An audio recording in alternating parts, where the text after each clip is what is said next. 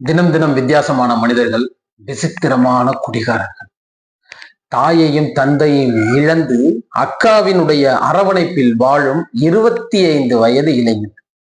Daily night போய் குடிச்சிட்டு காலையில 3 மணிக்கு 4 மணிக்கு வந்து கதவை அடிச்சு உடைச்சு, அக்காவையும் அடிச்சு, அக்கா பசங்களையும் அடிச்சு, அக்காவை கட்டுன பாவத்துக்காக அக்காவோட ஹஸ்பண்டையும் அடிச்சு மண்டைய உடைச்சு, ஒரு மனநலம் பாதிக்கப்பட்ட மனிதர் போல அவருடைய கேரக்டர் ஃபுல்லாவே மாறி நம்ம கிட்ட கூட்டிட்டு வர்றாங்க.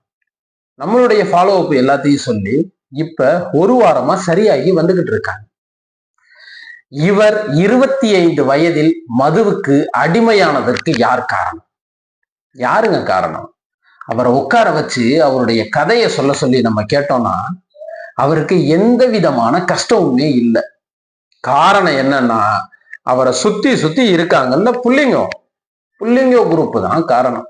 நண்பர்களோட சேர்ந்து 25 வயசுக்குள்ள ஒரு மனநலம் பாதிக்கப்பட்ட நபராகவே மாறிட்டார். சின்ன வயசுலயே உங்களுடைய வாழ்க்கையை தொலைச்சிடாதீங்க. உங்களுக்குன்னு இப்ப ஒரு குடும்பம் இருக்கு, ஃபியூச்சர்ல உங்களுக்குன்னு இன்னொரு குடும்பமும் ஒண்ணு உருவாகும். குடிச்சிட்டு நம்ம குழியில போறதோட நம்மளை சுத்தி உள்ளவங்களை சேர்த்து குழியில இழுத்துட்டு போயிடக்கூடாது. வாழ்க்கை என்பது வாழ்வதற்கே. இது போல மாற்றவே முடியாது அப்படின்னு நினைச்சிட்டு இருக்க குடிகாரர்களையும் மாற்றுவதற்காகவே நான் இருக்கிறேன். என்றும் உங்களுடன் ஸ்பார்க் மணி.